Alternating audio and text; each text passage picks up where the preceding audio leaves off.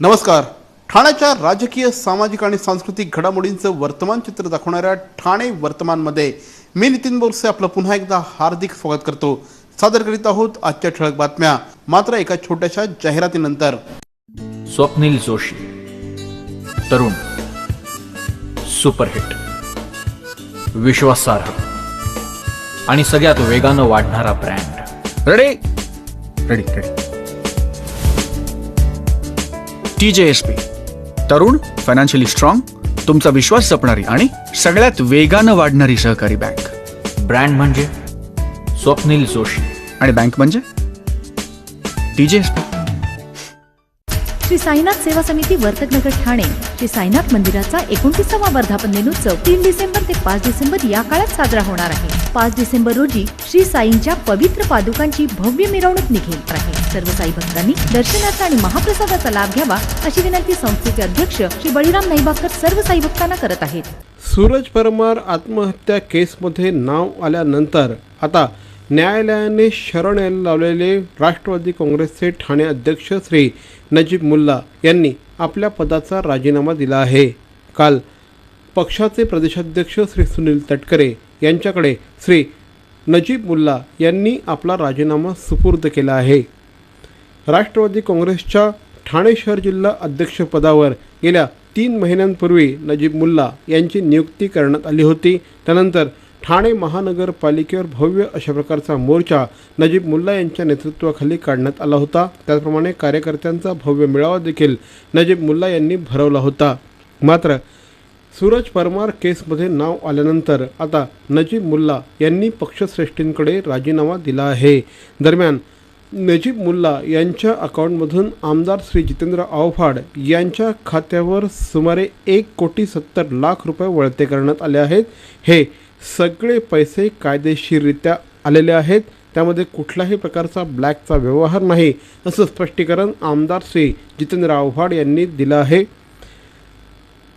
या संदर्भात कळवा परिसरामध्ये एक इमारत बांधण्यात आली होती. 2009मध्ये या संदर्भातलं काम सुरू झालं होतं. 2014मध्ये या इमारतीचं काम पूर्ण झाल्यानंतर या कामाचा प्रॉफिटचा हिस्सा आपल्या अकाउंटला वळवण्यात आला असल्याचं आव्हाड यांनी प्रसिद्धी पत्रकात नमूद केलं आहे. त्याचप्रमाणे या संदर्भातली सगळी माहिती आयकर विभागाला देण्यात आली असल्याचं देखील आव्हाड यांनी आपल्या स्पष्टीकरणात नमूद केलं आहे. की साधारण 2009च्या दरम्यान मी मिलिंद पाटील, माझे कळव्याचे नगरसेवक, त्यांचा भाऊ विशाल पाटील आणि नजीब मुल्ला यांनी ड्रीम होम नावाची कंपनी काढली. तेथील एक जमीन मालक वेसावकर यांच्याकडनं जमीन घेतली आणि ती जमीनसुद्धा विकत घेतली नाही पैसे नसल्या कारणाने.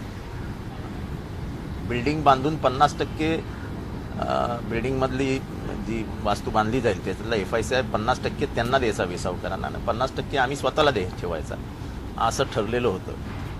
2011 साली वाटतं बिल्डिंगच्या कामाला सुरुवात झाली आणि 2014 साली ते बिल्डिंगचं काम संपलं. आम्ही 4 डायरेक्टर होतो, मी, नजीब, मिलिंद पाटील आणि विशाल पाटील. आणि त्या दरम्यान काही पैसे मी त्यांना दिले होते, मदत केली होती आणि त्याच्या बदल्यात त्यांनी काही पैसे मला दिले. हा कंपनीचा ट्रान्झॅक्शन आहे. होम जी काही कंपनी आहे आमची ड्रीम होम, त्याच्यातला हा व्यवहार आहे. त्याच्यात नजीब मुल्ला आणि जितेंद्र आव्हाड असं वैयक्तिक कुठेही व्यवहार झालेला नाही आहे.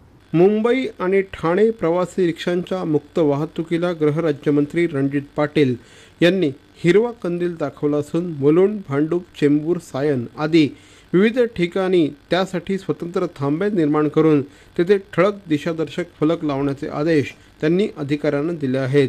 आमदार श्री संजय केळकर यांनी या संदर्भात मोठ्या प्रमाणामध्ये पाठपुरावा केला होता. या संदर्भात सगळ्यांचं म्हणणं ऐकून घेतल्यानंतर तात्काळ त्यांनी हे आदेश दिले आहेत. ठाणे, मुंबई येथील RTO आणि वाहतूक पोलीस अधिकारी तसंच नगरसेवक संजय वाघुले हे देखील यावेळेस उपस्थित होते. ठाणे मुंबई आणि मुंबई ठाणे या एकमेकांच्या हद्दीत रिक्षांच्या मुक्त प्रवासासाठी शासनाचा निर्णय जुनाच असून पूर्ण कार्यक्षमतेने हा निर्णय अंमलात येत नसल्याचं ज्येष्ठ नागरिक, महिला, अपंग व्यक्ती, लहान मुलं, आजारी व्यक्ती इत्यादींचे प्रचंड हाल होत असल्याचं आमदार केळकर यांनी संबंधितांच्या निदर्शनास आणलं होतं. मॉडेला चेक नाक्यावरून ठाणे आणि मुलुंड भागात येणाऱ्या प्रवाशांच्या रोजची संख्या सुमारे 1.5 लाखाच्या आसपास आहे. ठाण्याहून मुलुंड हद्दीत गेल्यानंतर रिक्षा स्टँड 0.5 किलोमीटरहून अधिक दूर असल्याने प्रवाशांचे हाल होतात. प्रवाशांकडे जर सामान असेल तर त्यांच्या हालाला पारावर उरत नाही. त्यामुळेच अशा प्रकारची वाहतुकीचे निर्बंध उठवणं गरजेचं होतं, असं श्री संजय केळकर यांनी म्हटलं आहे. ठाणे शहराची केंद्र सरकारच्या स्मार्ट सिटी योजनेमध्ये निवड झाल्यानंतर महानगरपालिकेच्या वतीने नुकतंच व्यापक सर्वेक्षण करण्यात आलं. विविध क्षेत्रातील तज्ज्ञ व्यक्ती, विद्यार्थी आणि नागरिक यांचा या सर्वेक्षणामध्ये सहभाग होता. ठाण्यातील 1 लाख विद्यार्थ्यांबरोबरच नागरिकांनी देखील या संदर्भात आपली मतं मांडली आहेत. शहरातील समस्या जाणून घेण्यासाठी 63 तज्ज्ञांची मतं जाणून घेतल्यानंतर आता महानगरपालिकेकडून ठाणेकर नागरिकांची मतं जाणून घेण्यासाठी येत्या 4 डिसेंबर रोजी गडकरी रंगायतन येथे नागरिकांबरोबर एका चर्चासत्राचं आयोजन करण्यात आलं आहे. नागरिकांची मतं जाणून घेतल्यानंतर एक अहवाल राज्य सरकार त्यानंतर केंद्राकडे जाणार असल्याचं या निमित्ताने सांगण्यात आलं आहे. ठाणे स्मार्ट सिटी सर्वेक्षणाअंतर्गत पहिल्या टप्प्यात 24 नोव्हेंबर ते 27 नोव्हेंबर या कालावधीत ठाण्यातील 49 ठिकाणी स्मार्ट सिटी सर्वेक्षणाचे फॉर्म वितरण बूथ ठेवण्यात आले होते. त्यासाठी महापालिकेचे 75 अधिकारी, 45 यंग इन्स्पिरेटर्सचे स्वयंसेवक, 15 NSSचे स्वयंसेवक आणि 120 डाटा ऑपरेटर्स नियुक्त करण्यात आले होते. या कमी डिलिव्हरी एक्सचेंज फाउंडेशनचे देखील सहकार्य लाभले होते. त्यांनी शहराच्या दृष्टीने नागरिक आणि स्वयंसेवी संस्थांची देखील मतं जाणून घेतली होती. खास करून शहराचा विकास होत असताना ठाण्यातील स्टेशन आणि खास करून पाण्याची समस्या तसंच परिवहन सेवा सुधारण्याच्या दृष्टीने पावलं उचलण्यात येणार असल्याचं प्रथमदर्शनी सांगण्यात आलं आहे.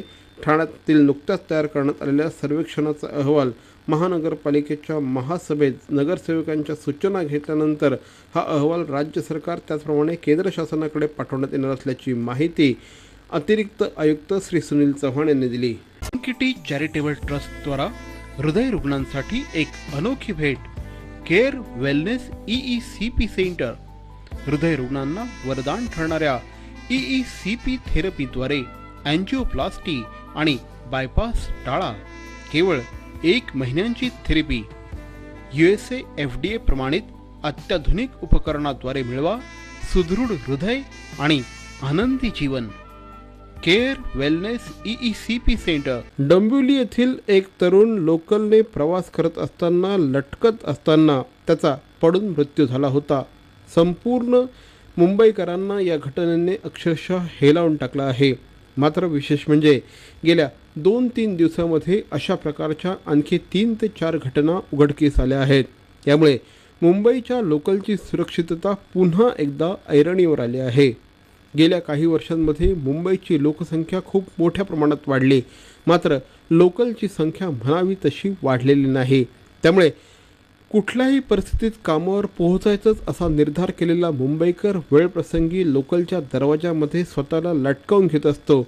अनेकदा तो जीवाची बाजी देखील लावत असतो आणि मग अशाच घटनांमध्ये त्याचा मृत्यू होतो.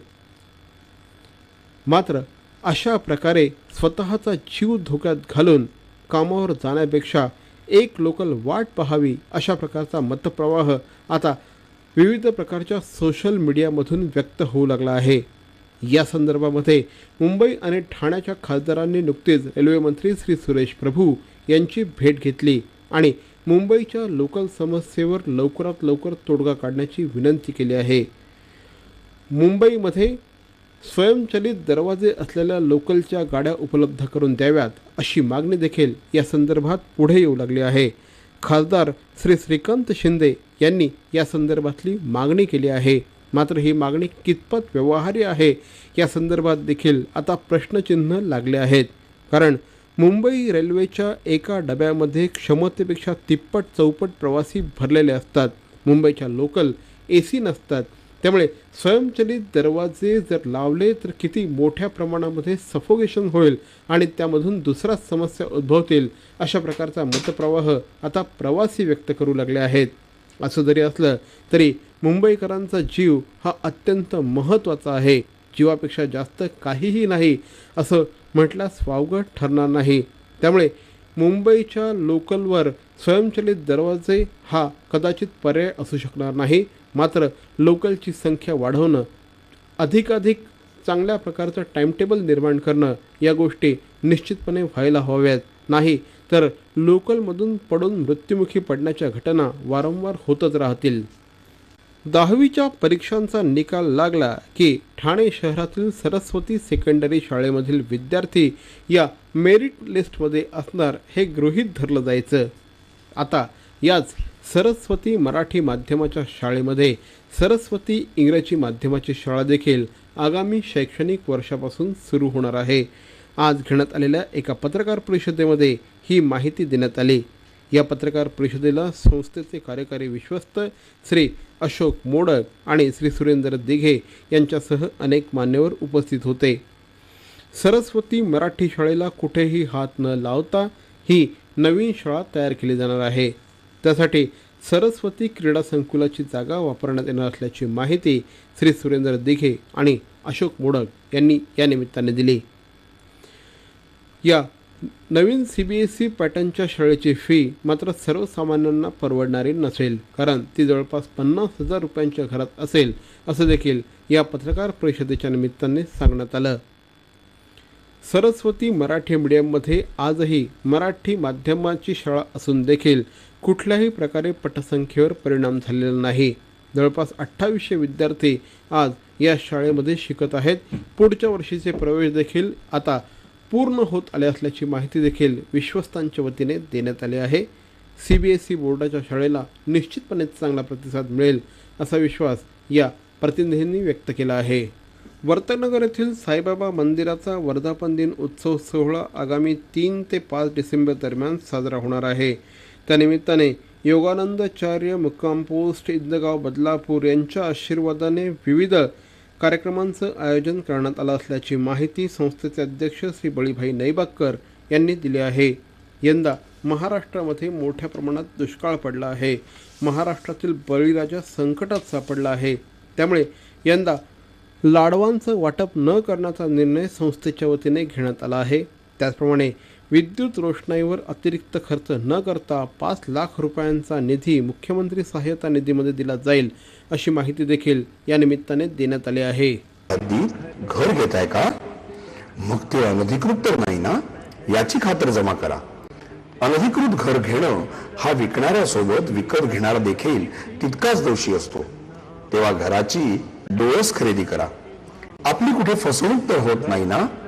यासाठी ठाणे महानगरपालिका मुख्यालयातील 4थ्या मजल्यावरील बांधकाम विभागात घराचा सर्वे नंबर, टिक्का नंबर याची खातर जमा करा. घराचं स्वप्न अवश्य करूया साकार, पण अनधिकृत घराचा नका करू कधीही विचार. अधिकृत घर म्हणजे उद्याची देखील निश्चिंती. अनधिकृत घराचे दार म्हणजे डोक्यावर कधीही तोडण्याची टांगती तलवार. जगणं तुमचं होऊ दे सुरेल गाणं, स्वच्छ सुंदर आणि अधिकृत घरांचं हसरं ठाणं. महाराष्ट्र औद्योगिक विकास महामंडळाकडील उपलब्ध पाणी साठ्याच्या नियोजनाबाबत कार्यकारी अभियंता लघु पाटबंधारे विभाग यांनी 30% पाणी कपात करण्याचं कळवलं असल्याने महाराष्ट्र औद्योगिक महामंडळाकडून होणारा पाणी पुरवठा यापुढे दर गुरुवारी आणि शुक्रवारी बंद ठेवण्यात येणार आहे. त्यामुळे बुधवार दिनांक 2 डिसेंबर रोजी रात्री 12 ते शुक्रवार दिनांक 4 डिसेंबर रोजी रात्री 12 वाजेपर्यंत पाणी पुरवठा बंद राहणार आहे. या कालावधीत कळवा, मुंब्रा, दिवा, बाळकुंपाडा क्रमांक 1 कोलछेत या परिसराचा पाणी पुरवठा 48 तासासाठी बंद राहणार आहे. या शटडाऊनमुळे पुढील 1 ते 2 दिवस कमी दाबाने पाणी पुरवठा होणार आहे असं महापालिकेच्या वतीने कळवण्यात आलं आहे. तर मंडळी, या होत्या आजच्या ठळक बातम्या. ठाणे वर्तमानमधून आम्ही ठाण्याच्या राजकीय, सामाजिक आणि सांस्कृतिक घडामोडींचं वर्तमान चित्र दाखवायचा प्रयत्न करतोय. अर्थातच आपल्या सहकार्याची गरज आहे. तेव्हा आपल्या सूचना आणि समस्या आम्हाला जरूर कळवा. आमचा पत्ता ठाणे वर्तमान, Dadoji Konde stadium, shop number 16, Khatan road, Thane पश्चिम. दूरध्वनी क्रमांक 9820939420. तर मग पुन्हा भेटू उद्या याच वेळी याच ठिकाणी ठाणे वर्तमानमध्ये. तोपर्यंत धन्यवाद. जय हिंद, जय महाराष्ट्र.